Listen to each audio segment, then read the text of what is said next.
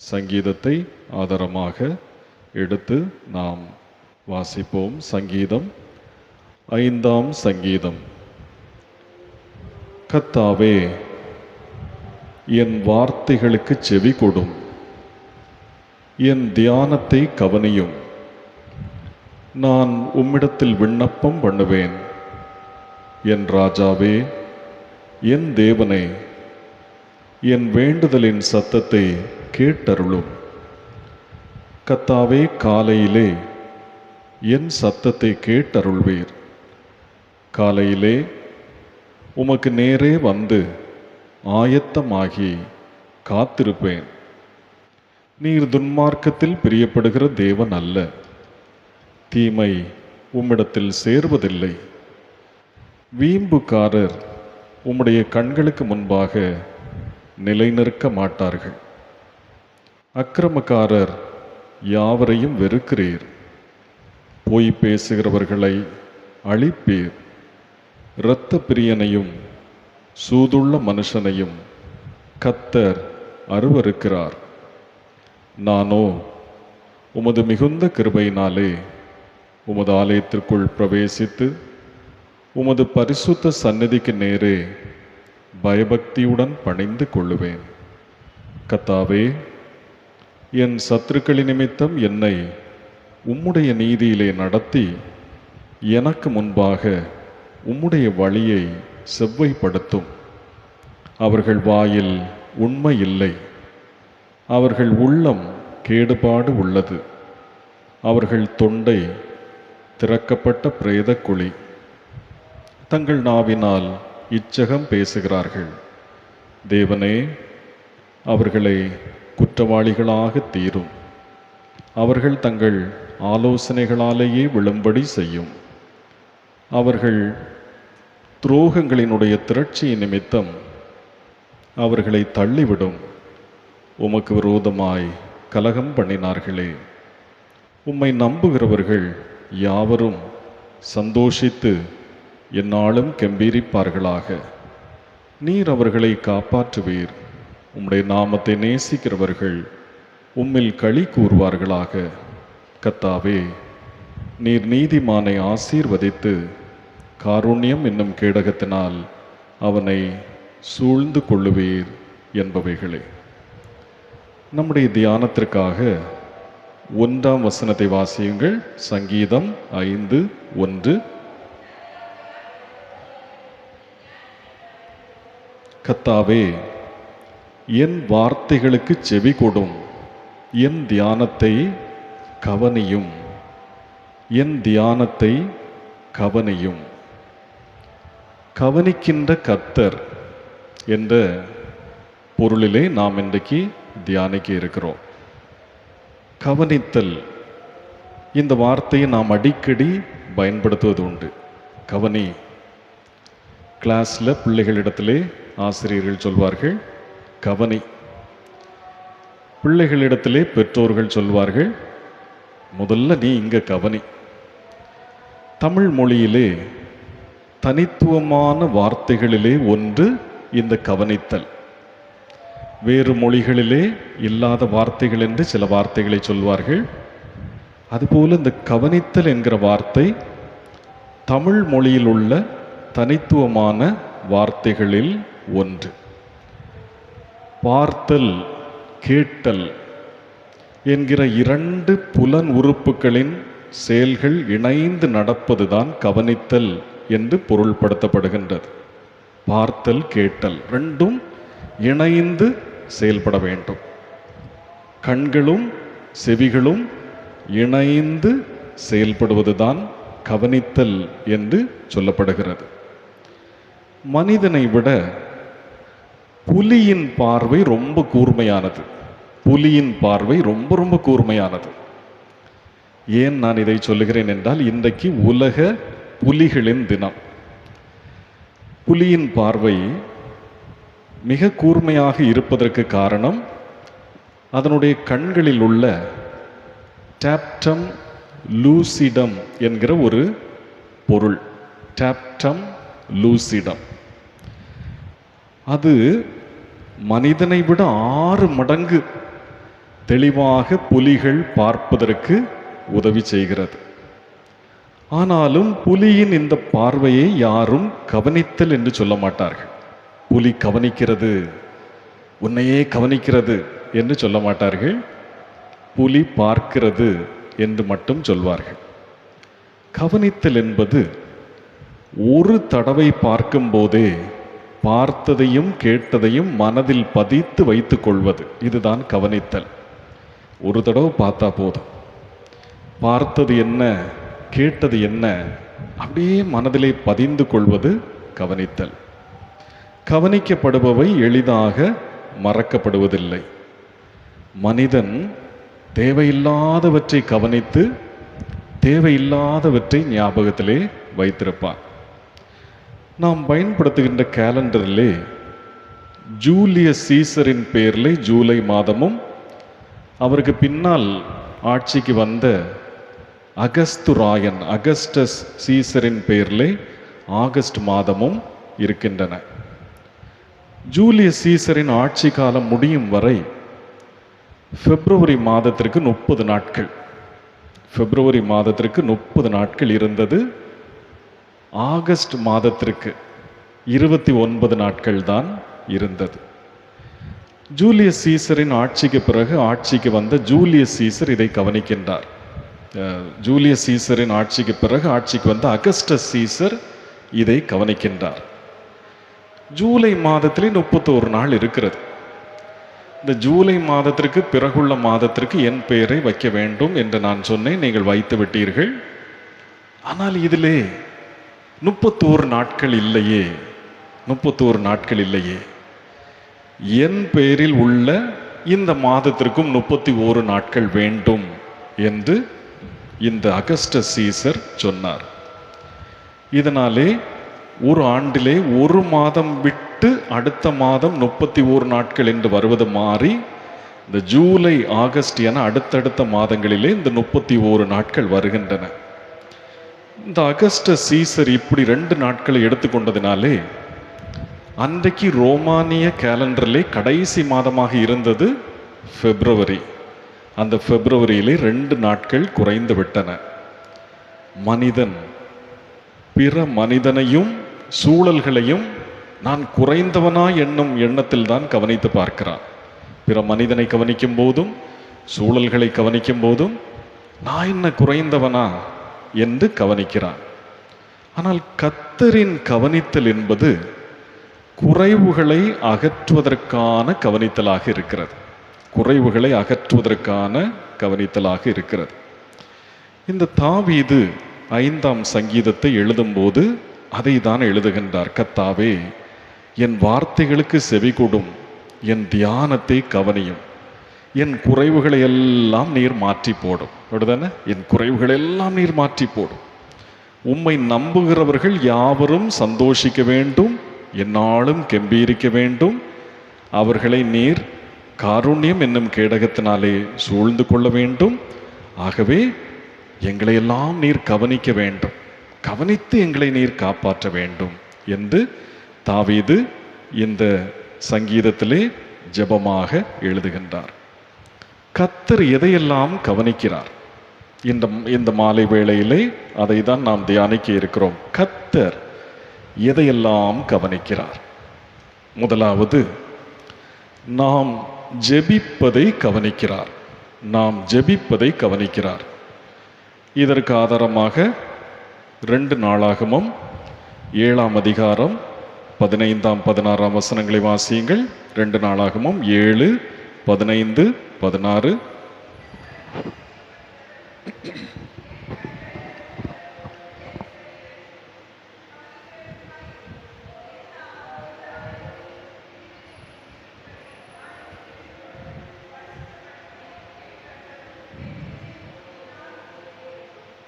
இந்த ஸ்தலத்திலே செய்யப்படும் ஜெபத்திற்கு என் கண்கள் திறந்தவைகளும் என் செவிகள் கவனிக்கிறவைகளுமாயிருக்கும்.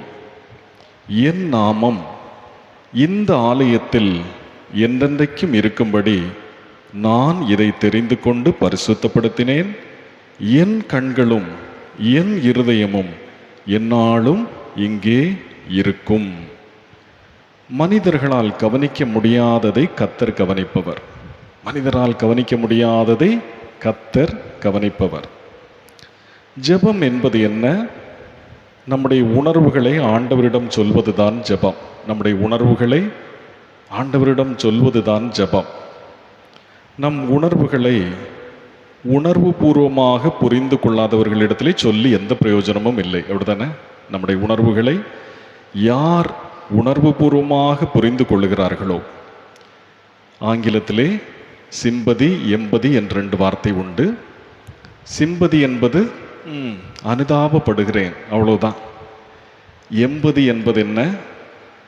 உன் உணர்வை நானும் புரிந்து கொள்ளுகிறேன், உனக்கு என்ன துன்பமோ அதே இதை நான் புரிந்து கொள்ளுகின்றேன்.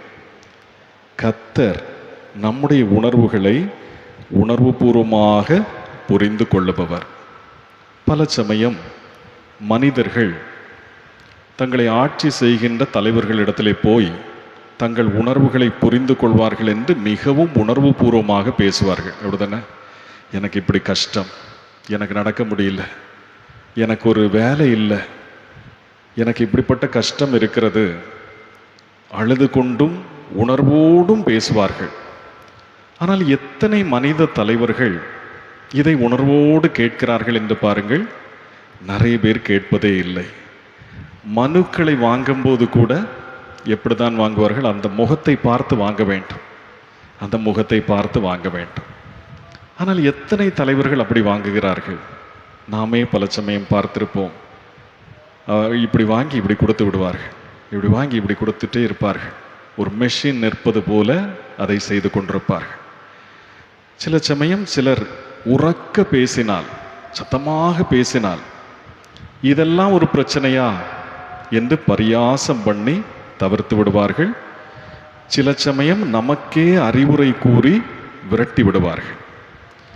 நமக்கு விடை கிடைக்காத கேள்விகள், தீர்வில்லாத பிரச்சனைகள் என இருப்பவற்றை மனிதரிடம் பேசுவதை விட நாம் கர்த்தரிடம் உணர்வுபூர்வமாக பேச வேண்டும். பல சமயம் நாம் அப்படி செய்வதில்லை.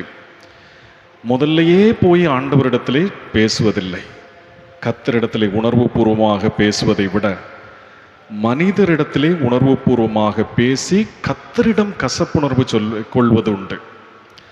பல சமயம் நம்முடைய குடும்பத்திலே நாம் பேசுவோம். இப்படி இருக்கு, நிலைமை இப்படி இருக்கு, இப்படி இருக்கு, கஷ்டம் இப்படி இருக்கு. ஏதோ ஆண்டவர் அதையெல்லாம் அறிந்து கொண்டு செயல்படாமல் இருப்பது போல, கைவிட்டு விட்டார் என்பது போல அவரிடத்திலே கசப்புணர்வு சொல்வது உண்டு. இதையெல்லாம் உணர்ந்துதான் அந்த காலத்திலே சாலமோன் ராஜா எருசலேம் தேவாலயத்தை பிரதிஷ்டை பண்ணும்போது முக்கியமாக எல்லா மக்களுக்கும் ஒரு கருத்தை வைக்கிறார். தேவாலய பிரதிஷ்டையின் போது மிக முக்கியமான ஒரு கருத்தை சொன்னார். அந்த கருத்தை கர்த்தரும் மக்களும் அறிந்திருக்கும்படி மக்கள் கூடி வந்த இடத்திலே ஜெபம் மூலமாக அதை சொன்னார். அதாவது, ஆண்டவரிடம் போய் சொல்வதற்கு முன்னாலே நீங்கள் மனிதரிடத்திலே போய் சொல்லக்கூடாது. எதுவாக இருந்தாலும் முதலில் அவரிடம்தான் சொல்ல வேண்டும்.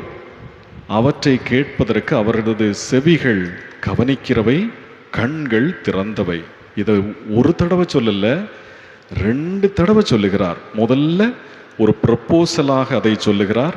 இரண்டாவது அதை டிசிஷனாக எல்லாரும் எடுத்துக்கொள்ளும்படி அதை சொல்லுகிறார். பாருங்கள், 2 நாளாகமம் 6ஆம் அதிகாரம் 40ஆம் வசனத்திலே இதை ஒரு ப்ரப்போசலாக முதலிலே வைக்கிறார். பாருங்கள், இப்போதும் என் தேவனே, இந்த ஸ்தலத்திலே செய்யப்படும் விண்ணப்பத்திற்கு உம்முடைய கண்கள் திறந்தவைகளும் உம்முடைய செவிகள் கவனிக்கிறவைகளுமாய் இருப்பதாக. உம்முடைய கண்கள் திறந்தவைகளும் உம்முடைய செவிகள் கவனிக்கிறவைகளுமாக இருப்பதாக. அதன் பிறகு இதை எல்லாரும் சேர்ந்து எடுக்கின்ற ஒரு தீர்மானமாக இதை சொல்லுகிறார். அதை தான் நாம் 2 நாளாகவும் 7ஆம் அதிகாரம் 15ஆம் 16ஆம் வசனத்திலே அதை வாசிக்கிறோம். ஆண்டவர் அதை அங்கீகரித்ததை அவர் புரிந்து கொண்டு அதை ஒரு டிசிஷனாக சொல்லுகிறார். இந்த ஸ்தலத்திலே செய்யப்படும் ஜெபத்திற்கு என் கண்கள் திறந்தவைகளும் என் செவிகள் கவனிக்கிறவைகளுமாய் இருக்கும். என் நாமம் இந்த ஆலயத்தில் என்றென்றைக்கும் இருக்கும்படி நான் இதை தெரிந்து கொண்டு பரிசுத்தப்படுத்தினேன். என் கண்களும் என் இருதயமும் எந்நாளும் இங்கே இருக்கும். ஆகவே நமக்கு சொல்லித்தரப்படுவதெல்லாம் ஒன்றே ஒன்றுதான். மனுஷன்கிட்ட போய் முதல்ல சொல்லாதே. உன் பிரச்சனைகளை மனுஷன்கிட்ட போய் முதல்ல சொல்லாதே. நாம் நம்மை அறியாமலேயே நம்முடைய துணையினிடத்திலே சொல்லிவிடுவோம், நம்முடைய பிள்ளைகளிடத்திலே சொல்லிவிடுவோம், நம்முடைய சகோதர சகோதரிகளிடத்திலே சொல்லிவிடுவோம். கஷ்டங்களை முதலாவது கர்த்தர் கேட்கும்படி அவரிடத்திலே நாம் சொல்ல வேண்டும். பின்னாட்களிலே நெகேமியாவும் இதை பின்பற்றினார். நெகேமியா அவருடைய காலத்திலே இதை பின்பற்றி அவர் முதலாவது கர்த்தரிடத்திலே தங்களுடைய காரியங்களை எல்லாம் சொல்லுகிறார். முன்னோர்களும் பின்னோர்களும் ஆகிய மக்களின் பாவத்தை மக்களிடம் முதலாவது சொல்லாமல் கடவுளிடம் முதலிலே வந்து சொல்லுகிறார். நெகேமியா 1ஆம் அதிகாரம் 6ஆம் வசனத்தையும் 11ஆம் வசனத்தையும் நாம் பார்க்கும்போது இதை தெரிந்து கொள்ள முடியும். நெகேமியா சொல்லுகிறார், உமது அடியாராகி இஸ்ரவேல் புத்திரருக்காக இன்று இரவும் பகலும் உமக்கு முன்பாக மன்றாடி இஸ்ரவேல் புத்திரராகிய நாங்கள் உமக்கு விரோதமாக செய்த பாவங்களை அறிக்கையிடுகிற அடியேனுடைய ஜெபத்தை கேட்கிறதற்கு உம்முடைய செவி கவனித்தும் உம்முடைய கண்கள் திறந்தும் இருப்பதாக நானும் என் தகப்பன் வீட்டாரும் பாவம் செய்தோம். 11ஆம் வசனத்திலே பாருங்கள். ஆண்டவரே, உமது அடியானின் ஜெபத்தையும் உமது நாமத்துக்கு பயப்பட வேண்டும் என்று விரும்புகிற உமது அடியாரின் ஜெபத்தையும் உமது செவிகள் கவனித்திருப்பதாக. உமது செவிகள் கவனித்திருப்பதாக. ஆண்டவர் நம் ஜெபங்களை கவனிக்கிறவர். அதிலும் அவர் எதை கவனிப்பார் என்றால், முதலிலேயே எல்லாவற்றையும் அவரிடம் சொன்னோமா, அதை தான் கவனிப்பார். இது ஒரு ஈகோ அல்ல, இது ஒரு விசுவாச சோதனை. என்னை விசுவாசிக்கிறார்களா, முதல்ல வந்து என்னிடம் சொல்லுகிறார்களா? எல்லாவற்றையும் முதலிலே அவரிடம்தான் நாம் சொல்ல வேண்டும். அந்த விஷயத்திலே நானும் நீங்களும் இதுவரை தவறி இருக்கலாம். ஜெபம் பண்ண வரும்போது யாராவது கேட்பார்கள், என்ன அவசரமா வேகமா போகிறாய்? அது இப்படி எனக்கு பிரச்சனை, அதனால் போகிறேன். யாரிடமும் கர்த்தரிடம் சொல்வதற்கு முன்னால் யாரிடமும் நாம் முதலிலே சொல்லவே கூடாது. ஆண்டவரிடம் சொல்ல வேண்டும். முதலாவது மனிதருக்கு தெரிவதற்கு முன் அவருக்கு தெரிந்திருக்க வேண்டும். நாம் சொல்லாமலேயே அவர் எல்லாவற்றையும் கவனிக்கிறவர் தான். ஆனால் நம் வாயாலே அவருடைய கவனத்திற்கு நாம் முதலாவது கொண்டு செல்ல வேண்டும். அது பழைய காலத்திலே மிகப்பெரிய ஒரு முறையாக, ஒழுங்காக சாலமோன், நெகேமியா இன்னும் பலராலே அது அமைக்கப்பட்டது. ஆகவே அதிலே நாம் கவனமாக இருக்க வேண்டும். நாம் ஜெபிப்பதை அவர் கவனிக்கிறார். இரண்டாவது, எதை கவனிக்கிறார்? நாம் பேசுவதை அவர் கவனிக்கிறார். வாசியுங்கள். மல்கியா 3ஆம் அதிகாரம் 16ஆம் வசனம். மல்கியா 3:16.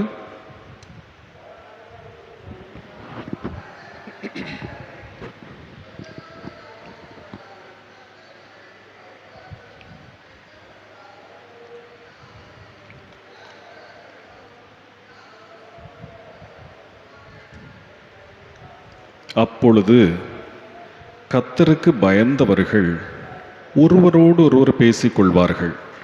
கர்த்தர் கவனித்து கேட்பார். கர்த்தருக்கு பயந்தவர்களுக்காகவும் அவருடைய நாமத்தை தியானிக்கிறவர்களுக்காகவும் ஞாபக புஸ்தகம் ஒன்று அவருக்கு முன்பாக எழுதப்பட்டிருக்கிறது. எல்லா உயிரினங்களையும் விடவும் அதிகமாக பேசுகிறவர்கள் யார்? மனிதர்கள். அப்படித்தானே? எல்லா உயிரினங்களை விட நாம் அதிகம் பேசுகிறோம். விலங்குகள் உண்மையையே பேசும். விலங்குகளை யாராவது துரத்தினால்தான் அது சத்தமிடுமே தவிர துரத்துவது போல கற்பனை பண்ணி கொண்டெல்லாம் சத்தமிடாது. அப்படிதானே? ஆனால் மனிதர்கள் அப்படி அல்ல.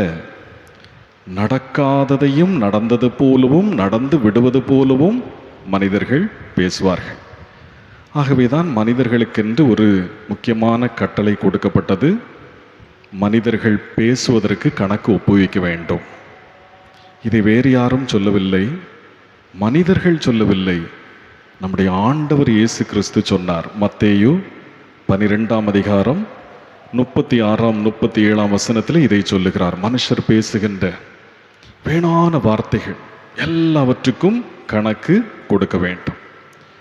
மல்கியா தீர்க்கதரிசி இதை மிகவும் வித்தியாசமாக கூறுகிறார். அதாவது கர்த்தரோடு அதிகம் பேசுகிறவர்கள் தங்களுக்குள்ளே மனிதர்களாக கூடும்போது தங்களுக்குள்ளே என்ன பேசிக் கொள்ளுகிறார்கள், அதை கர்த்தர் கவனிக்கிறார், அதை கர்த்தர் கவனிக்கிறார். நாம் எல்லாரும் இதை கவனிக்க தவறி போய்விடுவதுண்டு. ஆலய ஆராதனை முடிந்தவுடனே நாமும் கூடி பேசுவதுண்டு. ஆனால் கர்த்தர் எதை கவனிக்கிறார் என்ற எண்ணம் நமக்குள்ளே இருப்பதில்லை. கர்த்தரிடம் நாம் மிக பக்தியாக பேசுவோம், ஜெபத்திலே ரொம்ப பக்தியாக நாம் பேசுவோம். ஏனென்றால் நாம் பேசுவதையெல்லாம் கர்த்தர் கவனிக்கிறார் என்று நாம் ரொம்ப பயபக்தியாக பேசுவோம். ஆனால் சக மனிதர்களிடம் நாம் என்ன பேசுகிறோம், அதை கர்த்தர் கவனிக்கிறார் என்று நாம் நினைப்பதில்லை. ஆலய ஆராதனை முடிந்த உடனேயே இதை நாம் மறந்து போய்விடுவோம். நல்ல ஜெபம் பண்ணுகிறவர்களும் இதை மறந்து விடுவார்கள். ஆனால் வெகு சிலருக்கு அந்த எண்ணம் உண்டு. நம்ம என்ன பேசினாலும் கர்த்தர் கவனிக்கிறவர், என்ன பேசினாலும் கர்த்தர் கவனிக்கிறவர். ஜெபிக்கும் போது மட்டுமல்ல, ஜெபித்து முடித்து மற்றவர்களிடம் என்ன பேசுகிறோம் என்பதையும் கவனிக்கிறவர் என்றறிந்து ரொம்ப கவனமாக நல்ல எண்ணத்தோடு பேசுவார்கள். மற்றவர்களுடைய உள்நிலை மாற்றத்திற்கான வார்த்தைகளையே பேசுவார்கள்.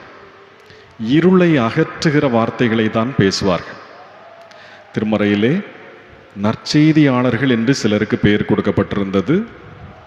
சாதாரணமாக கொடுக்கப்படவில்லை.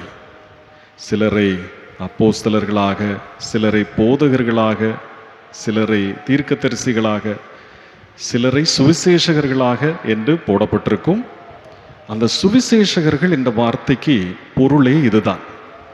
அவர்கள் எப்பொழுது பேசினாலும் நல்லதையே பேசுபவர்கள், நல்லதையே பேசுபவர்கள். ஒரு காலத்திலே ரொம்ப வேதம் அறியாத மனிதர்கள், அவர்கள் சுவிசேஷகர்கள். ரொம்ப அவர்களுக்கு வேதத்தை படிக்க தெரியாது, கொஞ்சம் கொஞ்சம் தெரியும். ஆனால் நல்ல வார்த்தைகளையே அவர்கள் பேசினார்கள்.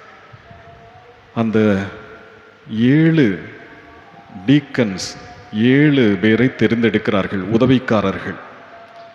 அதிலே பலருக்கும் பெரிய அளவிலே புலமைகள் எல்லாம் கிடையாது, சிலருக்கு மட்டும்தான் ரொம்ப புலமை. அதிலே 2 பேரை மிக விசேஷமாக சொல்வார்கள். ஸ்தேவான் ரொம்ப வேதம் அறிந்தவர், பிலிப்பு ரொம்ப வேதம் அறிந்தவர்.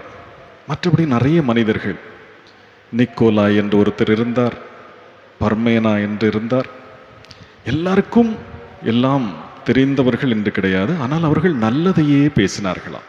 சுவிசேஷகர்கள், முதல் சுவிசேஷகர்கள் என்று இந்த 7 பேரையும் சொல்வார்கள். அவர்கள் எங்கு போனாலும் நல்லதையே பேசுவார்கள். மக்களுடைய உள்நிலை மாற்றமடைய வேண்டும். இருளிலே அவர்கள் இருக்கக்கூடாது. இது நல்லது, இது கெட்டது, இது உயர்ந்தது, இது தாழ்ந்தது, இதை செய், இதை செய்யாதே, இப்படி சுவிசேஷகர்கள் பேசினார்கள். அவர்களுடைய உள்ளத்திலே எப்பொழுதும் இருந்த ஒரு காரியம், நான் பேசுவதை கர்த்தர் கவனிக்கிறார். கர்த்தருக்கு பயப்படாதவர்கள் பேசிக்கொள்வதற்கு கணக்கு புத்தகம் ஒன்று வைக்கப்பட்டிருக்கிறது என்பது இஸ்ரவேலிலே பொதுவான ஒரு புரிதல். ஆனால் மல்கியா என்ன சொன்னார் என்றால், கர்த்தருக்கு பயப்படுகிறவர்களும் பேசுவதை ஞாபக கணக்காக வைக்க ஒரு புஸ்தகம் உள்ளது. ஆகவே நீங்களும் கவனமாக இருக்க வேண்டும் என்று அவர் இதை எழுதுகின்றார். இந்த மல்கியா 3ஆம் அதிகாரத்தை நீங்கள் வாசித்தாலே தெரியும். பலர் மோசமாக பேசுகிறவர்களை குறித்து சொல்லி வரும்போதுதான் இந்த காரியம் சொல்லப்படுகிறது. 13ஆம் வசனத்திலே நீங்கள் அதை பார்க்கலாம். நீங்கள் எனக்கு விரோதமாக பேசின பேச்சுக்கள் கடினமாயிருக்கிறது என்று கர்த்தர் சொல்லுகிறார். தேவனை சேவிப்பது விருதா, அவருடைய கட்டளைகளை கை கொள்ளுகிறதுனாலும் சேனைகளின் கர்த்தருக்கு முன்பாக துக்கித்து நடக்கிறதுனாலும் என்ன பிரயோஜனம் இப்படி வீணானவற்றை பேசினவர்களுடைய கணக்கு அங்கே வைக்கப்பட்டிருந்தது.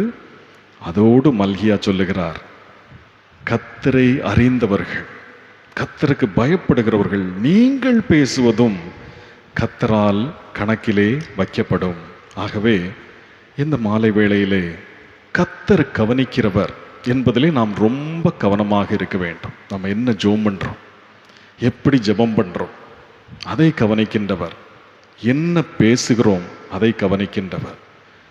ஒரு பெண் தவறாக எழுதியதற்காக, ஒரு பேனா தவறாக எழுதியதற்காக யாரும் ஒருபோதும் பேனாவை உடைப்பதில்லை. அப்படிதானே? பார்த்துருக்கீர்களா? எல்லாருமே எதைதான் அப்பாவியாக எழுதப்பட்ட அப்பாவியான அந்த காகிதத்தை தான் கிழித்து போடுவார்கள். யாரும் இந்த பெண் தவறாக எழுதிவிட்டதே என்று அதை உடைத்து போடுவதில்லை. கர்த்தர் எல்லாவற்றையும் நுணுக்கமாக பார்ப்பவர். யார் இதை செய்தது, யார் இதை எழுதியது, அவர் ரொம்ப கவனமாக பார்ப்பவர். மனிதர்களை கவனிக்க வைக்க ரொம்ப ஒலி எழுப்ப வேண்டும். வாகனங்களிலே ஹார்ன் அடிக்க வேண்டும். ஆம்புலன்ஸ் போகும்போது ஊரையே கூட்டுகிற சத்தத்தை ஒலிக்க வேண்டும். அப்பந்தான் கவனித்து ஒதுங்குவார்கள். கர்த்தர் அப்படி அல்ல. மிக மிக கூர்மையாக நம்முடைய பெருமூச்சையும் கவனிப்பவர், நம்முடைய கண்ணசைவையும் கவனிக்கிறவர்.